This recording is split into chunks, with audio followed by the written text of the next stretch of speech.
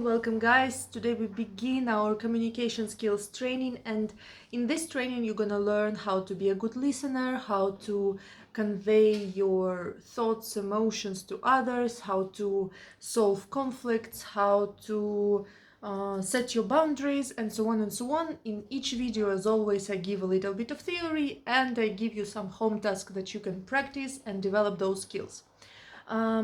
So today we're going to begin with first important communication skill, more precisely skill of holding silence. It can seem strange, but this is one of the first most important steps that we need to develop. Ability to hold silence. Why is it needed? It's needed in situations of conflict, when you want to create some kind of tension in the dialogue. It's necessary. It's needed when you need to listen to another person and understand them. It's needed to formulate your own thoughts, also necessary. It's needed to have this habit of not talking and acting impulsively, but also having some thought behind it. So our skill of silence is very, very important, and in the first basic communication skills that we're going to learn. Why is it a problem for many people to keep silent? First of all, some people interpret silence as something awkward, like, oh, I have to be talking and I have to entertain others, and if I am silent, they're gonna think I'm unsociable or something like that. So first of all, silent can be associated with awkwardness, while it's not always. Secondly, silence can be seen as your inability to control situation. Like, you would see that somebody who is anxious in conversation, or who is anxiously attached or trying to control the other person, they might find it really, really difficult to just relax, step back and remain silent. They would talk many things. They would try to solve the issue. They will try to maybe even manipulate, meaning it or not meaning it, and so on and so on. And they cannot maintain this silence because their anxiety and desire to control the situation arises. Then also, silence can be difficult to tolerate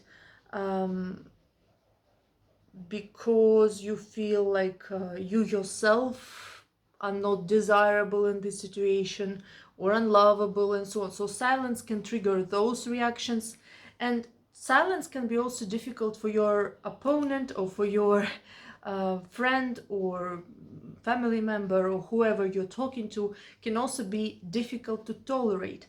And many of us are scared to cause any discomfort to another person. Also, even parents find it challenging to remain silent about some things, and we start justifying ourselves or sharing too much while we shouldn't be doing it, and so on.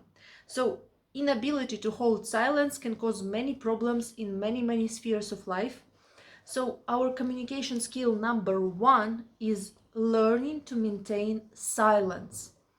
Silence in conversation, taking pauses, taking some time to listen to another person, taking some time to formulate your own thoughts, taking some time not to act impulsively but to think first.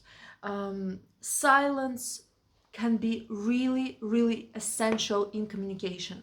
Also, silence is really wonderful when you're stating boundaries or rules, or make any requests and so on, because then the person understands what you want. You say one sentence and they understand it, instead of just, explaining it to them for hours. However, if you recognized yourself in one of the descriptions, if silence feels awkward for you, if silence feels anxious for you, if silence for you means you let go of control, if silence feel like you will be rejected or something like this, it means that you might have some kind of core beliefs, core ideas, assumptions about silence that get triggered in silent situations. So what you're gonna do, you're gonna find my playlist called Basic Cognitive Skills, Intermediate Cognitive Skills, and check out your assumptions and correct them. Like, for example, this assumption that silence is awkward. You kind of disputed with the idea that no, silence is not awkward, it's normal, it means I'm listening carefully, and it also means that I take my time to formulate my remark or question and so on. And if I'm silent, it means I'm a wonderful communicator and not that I'm awkward. Or if you have the idea that silence is your inability to control, you can dispute it with this, that talking is not really controlling anything. It might give me the illusion of control, but in reality, oftentimes it just pushes people away from me. And oftentimes silence can be more effective as communication tool, and so on and so on. So step number one is finding any kind of assumptions or bad ideas that you have about silence and disputing them. And step number two is starting to do exposition. Exposition is when you do things on purpose that feel uncomfortable for you, and you slowly increase the difficulty.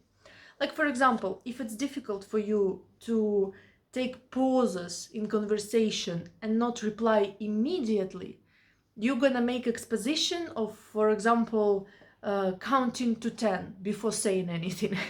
Or you're gonna take exposition of remaining silent while the other person is talking, or other things. So you can invent your own idea of exposition. If it sounds too scary, you can just do it in your own imagination.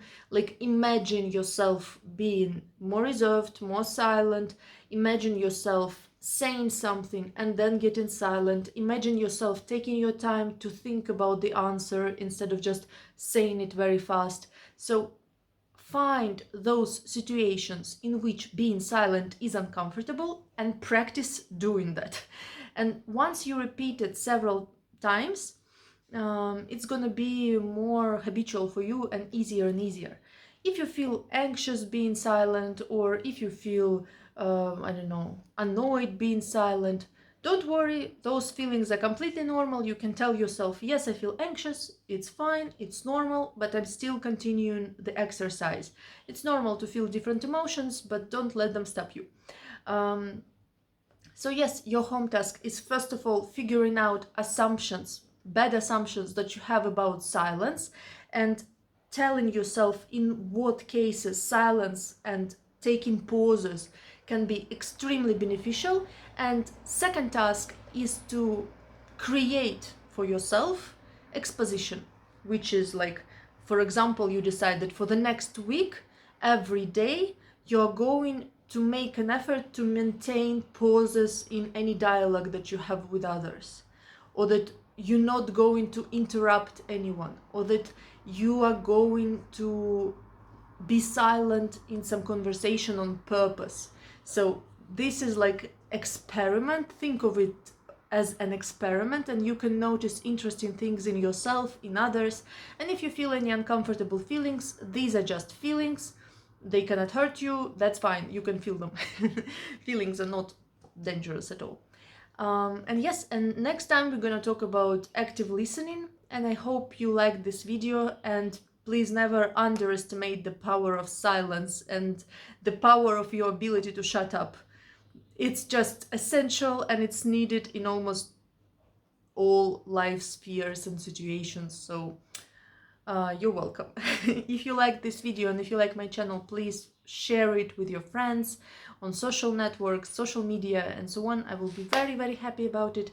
And I see you next time. We're gonna talk about active listening. Bye bye.